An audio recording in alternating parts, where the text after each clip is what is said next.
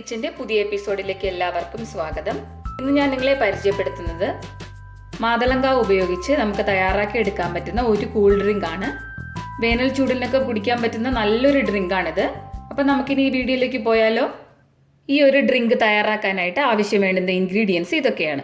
ഒരു മുഴുവൻ മാതളങ്കയിൽ നിന്ന് നമുക്ക് 2 ഗ്ലാസ് ഡ്രിങ്ക് തയ്യാറാക്കി എടുക്കാം. അതായത് ഇതിപ്പോൾ ഞാൻ ഒരു മാതളങ്കായുടെ പകുതി എടുത്ത് വെച്ചേക്കാണ്. അപ്പോൾ ഇതിൻ്റെ പകുതിയാണ് ഈ ചെയ്ത് വച്ചിരിക്കുന്നത്. ഇതെന്ന് പറയുന്നത് മാതളങ്കായിൽ നിന്നും ഫ്രഷ് ആയിട്ട് ജ്യൂസ് എടുത്തിട്ട് ഞാൻ ഒരു ദിവസം മുമ്പ് ഫ്രീസറിലൊന്ന് വെച്ചിട്ട് എടുത്തതാണ്. ഈ ജ്യൂസ് എങ്ങനെയാണ് തയ്യാറാക്കി എടുക്കുക എന്നുള്ളത് ഞാനിപ്പോൾ ഈ പകുതി ഭാഗം ചെയ്ത് കാണിക്കാം. കാരണം നമുക്ക് ഇതും ജ്യൂസാണ് എടുക്കേണ്ടുന്നത്. അപ്പോൾ അതുപോലെ തന്നെയാണ് എടുത്ത് ഇത് ഞാൻ ചെയ്തിരിക്കുന്നത്. പിന്നെ വേണ്ടുന്നത് കുറച്ച് ഐസ് ക്യൂബ്സ് ആണ്. ഈ എടുത്തിരിക്കുന്നത് ഷുഗർ സിറപ്പാണ്. നമ്മൾ ഈ ഡ്രിങ്കിന് ഷുഗർ സിറപ്പാണ് ഉപയോഗിക്കുന്നത്. ഞാനിപ്പോൾ 2 ഗ്ലാസ് തയ്യാറാക്കാനായിട്ടുള്ള ഇൻഗ്രീഡിയൻസ് ആണ് റെഡിയാക്കി വെച്ചേക്കുന്നത്. അപ്പോൾ അതിന് വേണ്ടിയിട്ട് ഒരു ഗ്ലാസ്സിന് ഞാൻ 3 ടേബിൾ സ്പൂൺ ഷുഗർ സിറപ്പാണ് ഇവിടെ റെഡിയാക്കി വെച്ചിരിക്കുന്നത്. ഷുഗർ സിറപ്പ് തയ്യാറാക്കാനായിട്ട് എല്ലാവർക്കും അറിയാവുന്ന കാര്യമാണ്. ഞാനിപ്പോൾ ഈ ഒരു ഷുഗർ സിറപ്പ് തയ്യാറാക്കി വെച്ചിരിക്കുന്നത് 1 ടേബിൾ സ്പൂൺ ഷുഗറും 1 ടേബിൾ സ്പൂൺ വെള്ളവും സമാസമം എടുത്തിട്ട് ജസ്റ്റ് ഒന്ന് ചൂടാക്കി എടുത്താൽ മതി. കാരണം ഇതിനങ്ങനെ കോൺസെൻട്രേറ്റഡ് ആവണമെന്നൊന്നുമില്ല. ഇത് കണ്ടോ, ഇത് വെള്ളം പോലെ ഇരിക്കുന്നത്. കാരണം നമ്മൾ ഈ ജ്യൂസ് തയ്യാറാക്കുമ്പോൾ ഷുഗർ ഡയറക്റ്റ് ഇട്ട് കൊടുത്തു കഴിഞ്ഞാൽ അലിഞ്ഞ് കിട്ടാൻ പാടാണ്. അപ്പോൾ അതുകൊണ്ടാണ് ഞാൻ ഈ ഷുഗർ സിറപ്പ് എടുത്ത് വെച്ചിരിക്കുന്നത്.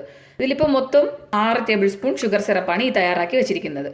അതുപോലെ തന്നെ നമ്മൾ ഈ ജ്യൂസ് ഫ്രീസ് ചെയ്യുന്നതിന് മുമ്പും ഇതിൽ 1 ടേബിൾ സ്പൂൺ ഷുഗർ സിറപ്പും കൂടി ഞാൻ ഒഴിച്ചു കൊടുത്തിട്ടാണ് ഫ്രീസ് ചെയ്ത് എടുത്തിരിക്കുന്നത്. പിന്നെ വേണ്ടുന്നത് ഒരു നാരങ്ങ. ഇതൊരു വലിയ നാരങ്ങ ആയതുകൊണ്ട് ഞാനിങ്ങനെ നടുക കീറിയിട്ട് വീണ്ടും 4ൽ 1 എടുത്തിരിക്കുന്നത്. അപ്പോൾ ഇത് നമുക്ക് ഒരു ഗ്ലാസ്സിലത്തേക്ക് ആവശ്യം, ഇതിൻ്റെ പകുതി പോർഷൻ മറ്റൊരു ഗ്ലാസ്സിലത്തേക്ക് ആവശ്യം. പിന്നെ നീളത്തിന് ഓരോ പീസസ്, അങ്ങനെ 2 പീസ് എടുത്തിട്ടുണ്ട്. ഇത് നമ്മൾ ഗ്ലാസ്സിൽ ഇതുപോലെ തന്നെയാണ് ചേർത്ത് കൊടുക്കുന്നത്. ആദ്യം നമുക്ക് ഈ പകുതി മാതളത്തിൽ നിന്ന് ജ്യൂസ് എടുക്കണം. അപ്പോൾ ഇനി ഇതെങ്ങനെയാണ് എടുക്കുന്നതെന്നുള്ളത് നോക്കാം. ആദ്യം നമ്മൾ മാതളങ്ക ഇങ്ങനെ പൊളിച്ചെടുക്കണം. മാതളങ്ക ഞാനിവിടെ എല്ലാം പൊളിച്ചെടുത്തിട്ടുണ്ട്. ഇനി നമുക്കിത് മിക്സിയുടെ ചെറിയ ജാറിലേക്ക് ഇട്ട് കൊടുക്കാം. അത് കഴിഞ്ഞിട്ട് നമ്മൾ മിക്സിയിലൊന്ന് ഇതൊന്ന് അടിച്ചെടുക്കണം. മിക്സി ഒന്ന് ഓൺ ചെയ്യുക, ഓഫ് ചെയ്യുക, പിന്നെ വീണ്ടും ഓൺ ചെയ്യുക, ഓഫ് ചെയ്യുക, അത്രേ പാടുള്ളൂ. അപ്പം നമുക്ക് അങ്ങനെ ഒന്ന് അടിച്ചെടുക്കാം. കാരണം ഇതിനുള്ളിലുള്ള വെളുത്ത കുരു അരഞ്ഞു പോകും. അപ്പം നമുക്ക് അത് ആവശ്യമില്ല. നമുക്ക് ഈ പുറത്തുള്ള ഈ ജ്യൂസി ആയിട്ടുള്ള ഭാഗം മാത്രമാണ് ആവശ്യം. അപ്പം നമ്മൾ മിക്സിയിലെ ജാറിലിട്ടിട്ട് നമ്മളൊന്ന് ഓൺ ചെയ്ത് ഓഫ് ചെയ്ത് വീണ്ടും ഒന്നുകൂടെ ഒന്ന് ഓൺ ചെയ്ത് ഓഫ് ചെയ്യുമ്പോഴത്തേക്ക് ഈ റെഡ് കളർ മാത്രം സെപ്പറേറ്റ് ആയിട്ട് നമുക്ക് ജ്യൂസി ആയിട്ട് കിട്ടും. ഇതിലേക്ക് ഒരു തുള്ളി വെള്ളം പോലും ചേർക്കാതെ വേണം അരച്ചെടുക്കാനായിട്ട്.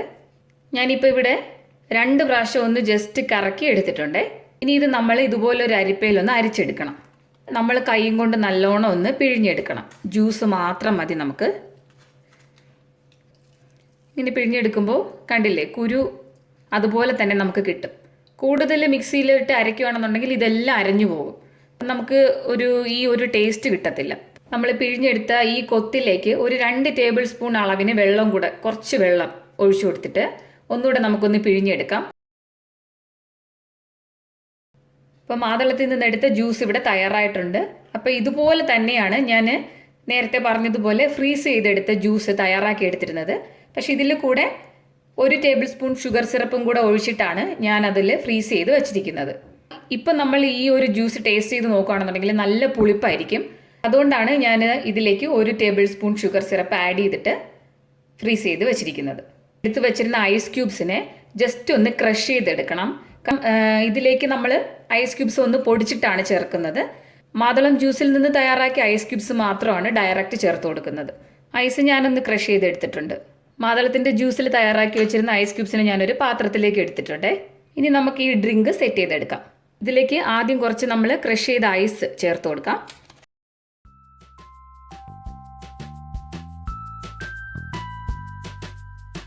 ഐസ് ചേർത്ത് കഴിഞ്ഞ് നമ്മൾ എടുത്തു വെച്ചിരുന്ന പകുതി നാരങ്ങ ചാറെടുത്തിട്ട് ഇതിലേക്ക് ഒഴിച്ചു കൊടുക്കാം.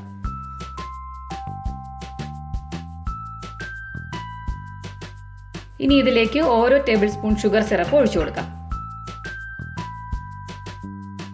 അതിനുശേഷം നമ്മൾ തയ്യാറാക്കി വെച്ചിരുന്ന മാതളത്തിൻ്റെ ജ്യൂസ് ഫ്രീസ് ചെയ്തെടുത്തത് ഇതിപ്പോൾ 10 പീസ് ഉണ്ട് കേട്ടോ. അപ്പം നമ്മൾ ഇതിൽ ഡിവൈഡ് ചെയ്തിട്ട് കൊടുക്കാം. അപ്പം നിങ്ങൾക്ക് എത്രയാണോ നിങ്ങൾ ഫ്രീസ് ചെയ്യുമ്പോൾ കിട്ടുന്നത് അതനുസരിച്ച് ഇട്ട് കൊടുത്താൽ മതി. അപ്പം ഞാൻ ഇതിൽ ഒരു ഗ്ലാസ്സിലത്തേക്ക് 5ഉം മറ്റേ ഗ്ലാസ്സിലത്തേക്ക് 5ഉമായിട്ട് ചേർത്ത് കൊടുക്കുന്നുണ്ട്.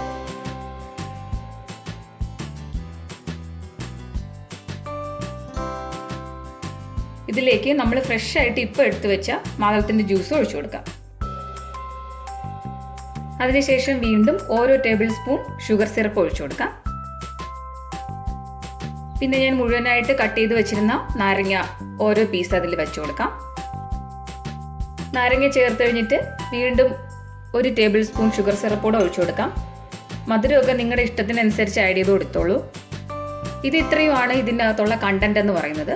അപ്പോൾ ഇനി നിങ്ങൾക്ക് ഇതിലേക്ക് നോർമൽ വെള്ളമോ അല്ലെങ്കിൽ ഗ്യാസ് വാട്ടറോ അല്ലെങ്കിൽ സോഡയോ ഫില്ല് ചെയ്ത് ഉപയോഗിക്കാവുന്നതാണ്. ഞാനിവിടെ ഇപ്പോൾ സോഡയല്ല ഉപയോഗിക്കുന്നത്, ഇത് ഗ്യാസ് ഫില്ല് ചെയ്തിട്ടുള്ള നോർമൽ വെള്ളമാണ്. അപ്പോൾ അതുകൂടെ ഇതിലേക്ക് ഒന്ന് ഒഴിച്ചു കൊടുക്കാം. ഇവിടെ ഇപ്പോൾ ഇതാ അടിപൊളി കൂൾ ഡ്രിങ്ക്സ് തയ്യാറായിട്ടുണ്ട്. ഇത് നമുക്കിതുപോലെ തന്നെ കുടിക്കാവുന്നതാണ്. ഇത് വളരെ ടേസ്റ്റിയാണ്. ഒരു പ്രാവശ്യമെങ്കിലും നിങ്ങളിതൊന്ന് ശ്രമിച്ചു നോക്കുക. എൻ്റെ ഈ റെസിപ്പി ഇഷ്ടമായെന്നുണ്ടെങ്കിൽ നിങ്ങൾ മറ്റുള്ളവർക്ക് കൂടെ ഷെയർ ചെയ്യാൻ മറന്നു പോകരുത്. എൻ്റെ ചാനൽ ആദ്യമായിട്ട് കാണുന്നവരാണെങ്കിൽ ദയവായി ഒന്ന് സബ്സ്ക്രൈബ് ചെയ്യൂ. ഇഷ്ടമായെങ്കിൽ ലൈക്ക് ചെയ്യാനും കമൻറ്റിലൂടെ എഴുതി അറിയിക്കാനും മറക്കരുത്. അടുത്ത വീഡിയോയിൽ മറ്റൊരു റെസിപ്പിയുമായി നമുക്ക് വീണ്ടും കണ്ടുമുട്ടാം.